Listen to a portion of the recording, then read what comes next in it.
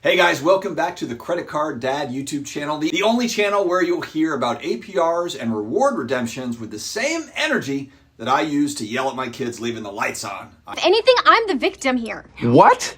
I know that you all can relate. Today we're talking about one of the most Googled, drooled over, and dad-approved travel credit cards on the planet, the Chase Sapphire Preferred. Before you click off to watch cat videos or replays of your favorite 90s sitcom, Friends and Seinfeld can wait.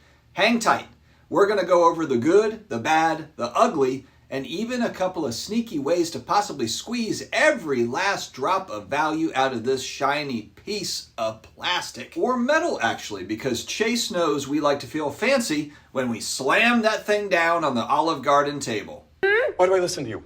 Why? You were wrong about the iPod being a failure? You were wrong about tomato being a vegetable? Before I dive in, please make sure that when you are signing up for a credit card, looking into a credit card, make sure to read the fine print. The details we're talking about today's video could change over time as this video ages, so make sure you look at all the little detail in the terms and conditions. All right, let's set the stage. The Chase Sapphire Preferred is a travel rewards card that's been around forever in credit card years, which is like dog years, but with more hidden fees. Let's cover the basics. The annual fee? $95. That's less than what my teenager spends on Fortnite skins in a single month. APR, the interest rate, it's variable. It's around 21 to 28%. Translation, if you carry a balance, you might as well donate directly to Chase's retirement fund. The sign-up bonus, as of 2025, it's usually 60,000 points after you spend $4,000 in the first 3 months. That's roughly $750 in travel value through Chase's travel portal. Enough to buy a family trip or a half tank of gas.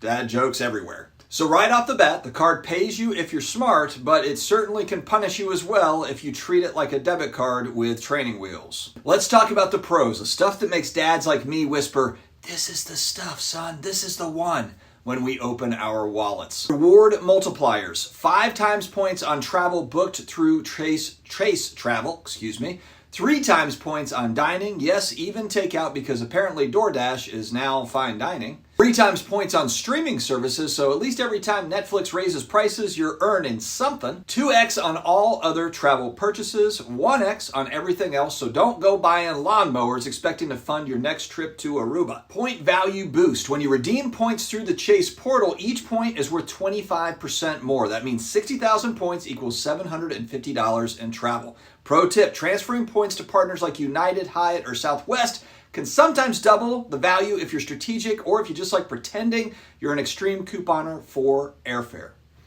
Travel protection perks, trip cancellation, interruption insurance, rental car insurance, lost luggage reimbursement.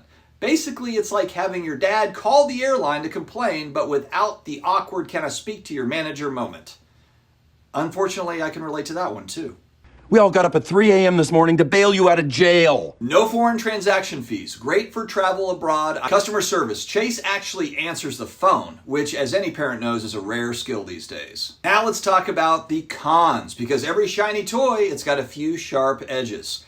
That $95 annual fee. Yeah, it's not terrible compared to premium cards, but it's still $95. That's like Costco membership money. And we all know that Costco hot dog combo is eternal. What a deal.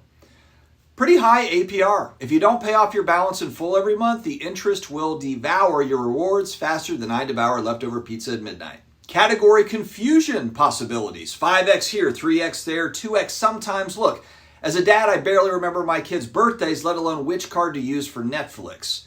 Better options for big spenders. If you're dropping serious coin on travel, the Chase Sapphire Reserve might be better even with its higher fee because of its bigger perks. The Chase 524 rule. If you've opened more than 5 credit cards in the last 24 months, Chase will politely slam the door in your face. And no, dad jokes won't get you an exception.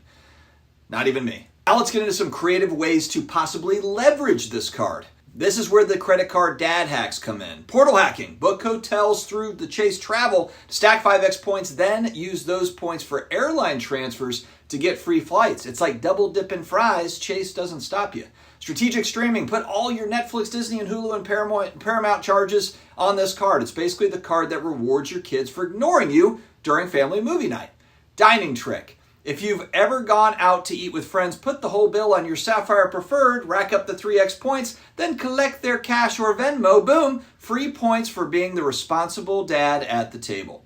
Point pairing. If your spouse has a Chase Freedom card, which earns 5% on rotating categories, transfer those points into Sapphire Preferred. Suddenly, those grocery runs can become airline miles. It's like turning leftover meatloaf into filet mignon.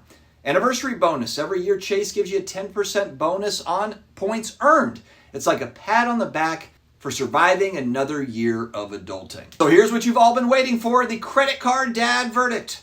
The Chase Sapphire Preferred is the ultimate starter travel card. It's simple enough for beginners, valuable enough for pros, and affordable enough that you don't have to sell your old baseball card collection to pay for it.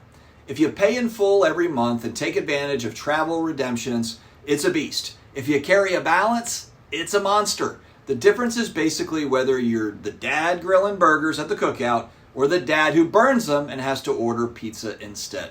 So yes, it can be worth it, but only if you treat it like a power tool. Use it responsibly or you'll lose a finger, financially speaking, of course. All right, that's the Chase Sapphire Preferred. If you like this breakdown, smash that like button harder than slamming the brakes when my kid says, "Dad, I forgot my backpack at home." Subscribe for more dad-level insights on credit cards, rewards, and maybe a few bonus lectures on why you should never finance a jet ski. I'm the Credit Card Dad. Stay rewarded, stay responsible, and remember, never pay interest. You don't have to, because paying interest is like paying extra for guac, except you don't even get the guac. And that's sad.